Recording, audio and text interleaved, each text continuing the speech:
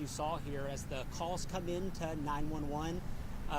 We definitely, being 5:30 in the afternoon, given traffic and the just sheer volume of calls we have, front-loaded this. We've got mass casualty levels, 1 through 5, 1 being the large volume of patients, 5 being the least, and so we leaned heavily into this from a 5 to a 4, just to make sure that we had the number of ambulance resources here to meet the patient volume that we didn't know we were going to have. And so we were very grateful that it turned out to be a lower number of patients.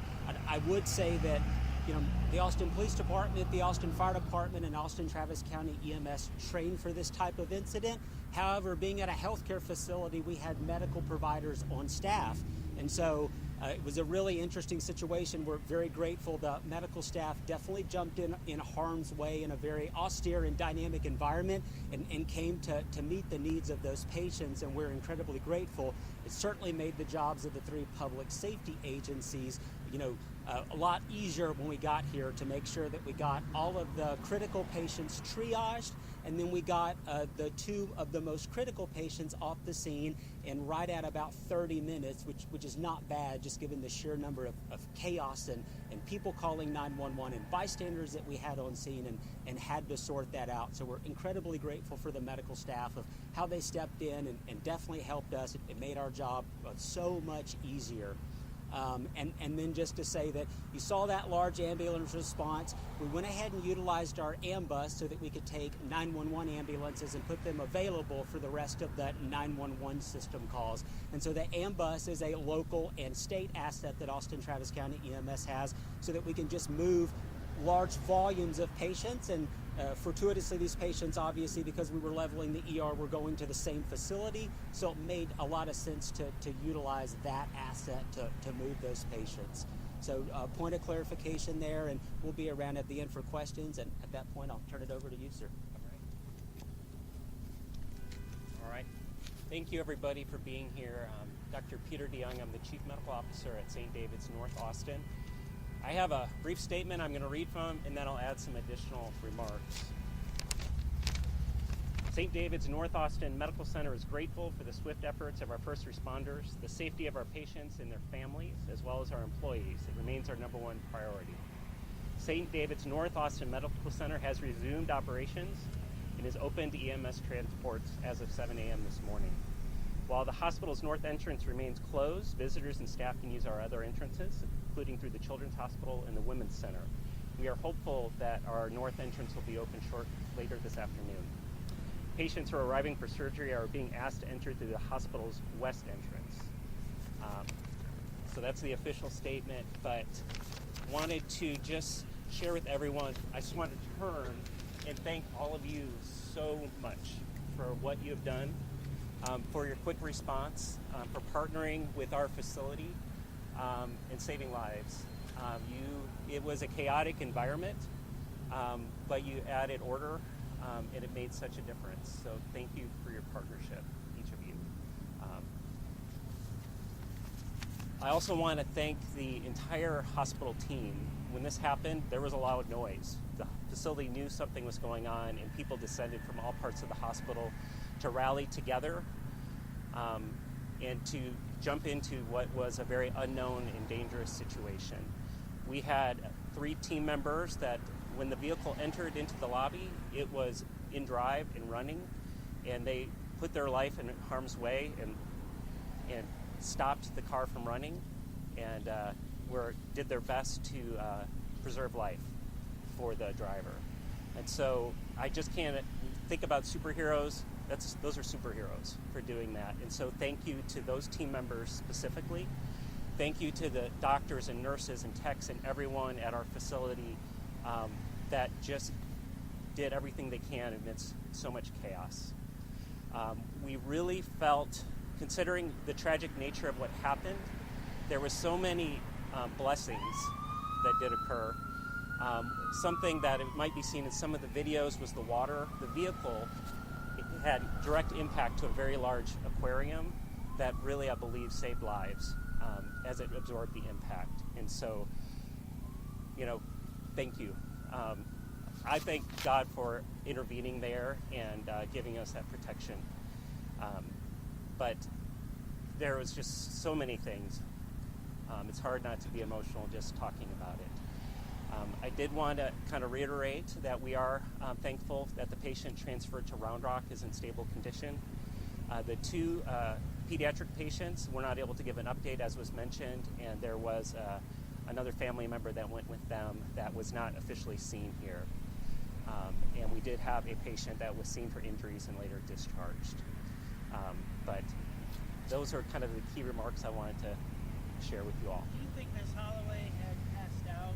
There was CPR in progress. Was she unconscious when the car came to a stop? Yeah, I'm not at liberty to answer that question. So I don't have anything to add unless someone else Yeah, does. actually, you would be able to help us. Are there like any, like barriers in front of the ambulances Yeah. that would maybe stop a car, or should there be some Sure. anything to stop this? Yeah, no, great question. We do not have a barrier there. That is open to make ease of access for patients to come in with wheelchairs and other assist devices. But I acknowledge your question for sure. Can you just clarify? I know you mentioned the aquarium. Can you take us through, because for some people who have never been in there, what that looked like before, and then how it actually helped stop the situation? Yeah, it is a very large aquarium of substantial size with many gallons of water, and so that aquarium absorbed a large part of the impact, and also was a large amount of water that went onto the vehicle. There was lots of pictures of smoke that have been on social media. From what we can tell, that smoke was all from the tires continuing to squeal on the tile, and so we're thankful that was able to clear out. Just Doctor, to verify. was there any indication of how fast this car may have been traveling? We haven't seen video of the impact. Sure, I'm not at liberty to speculate that. I don't know. Can you step up and hear you?